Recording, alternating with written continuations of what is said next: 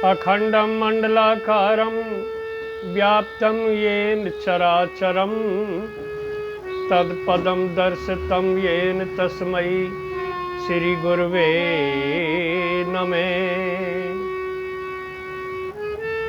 अभिवादनशीलस्य नित्यं वृद्धोऽपि सेवने चत्वारि तस्य वर्धन्ते आयुर्विद्या यशो बलम।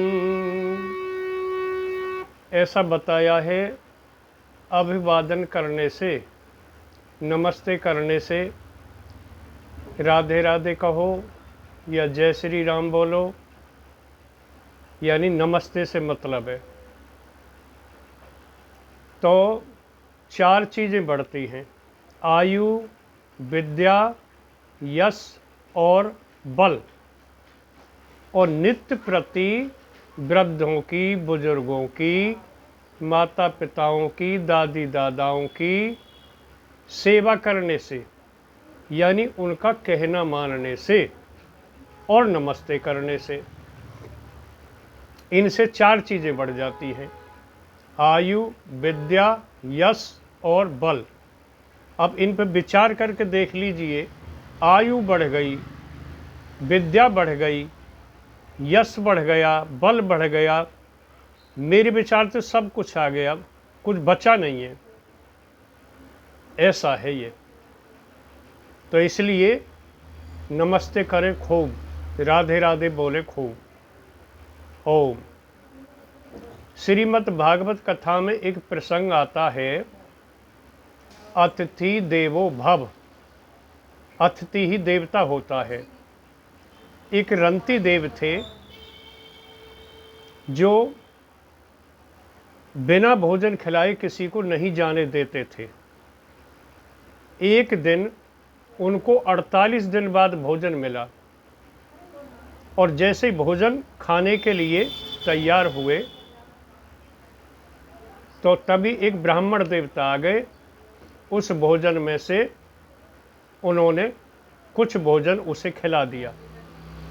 अब शेष भोजन को जैसे ही खाने के लिए तैयार हुए, फिर एक व्यक्ति आ गया, उस शेष भोजन में से उसे भी थोड़ा सा खिला दिया।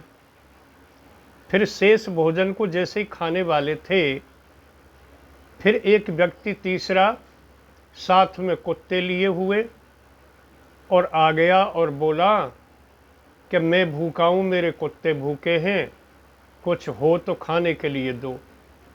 तो रंती देव ने उस सारा भोजन उसको दे दिया कि तू खा ले, अपने कुत्तों को खिला दे।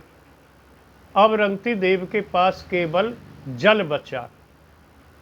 अब उस जल को बांटकर जैसे पीना चाहते थे, तभी एक प्यास से व्याकुल व्यक्ति और कहता हुआ, मेरा गला सूख रहा है, मैं मरा, मुझे पानी पिलाओ।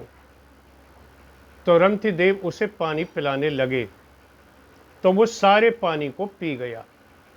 अब रंती देव के पास न भोजन बचा न पानी बचा। तो रंती देव अतिथि सत्कार से ही संतुष्ट हो गए। तो भगवान कहते हैं कि ये तीनों प्राणी मेरे ही भेजे हुए थे, मैंने ही भेजे थे रंती देव की परीक्षा लेने के लिए। तो जब भी कोई आपके पास अतिथि आए, आप समझो वो देवतुल्य है, देवता के समान है, भगवान ने भेजा है, तो उसको कुछ न कुछ देना चाहिए, खिलाना चाहिए। बोलिए सियापत रामचंद्र भगवान की जय।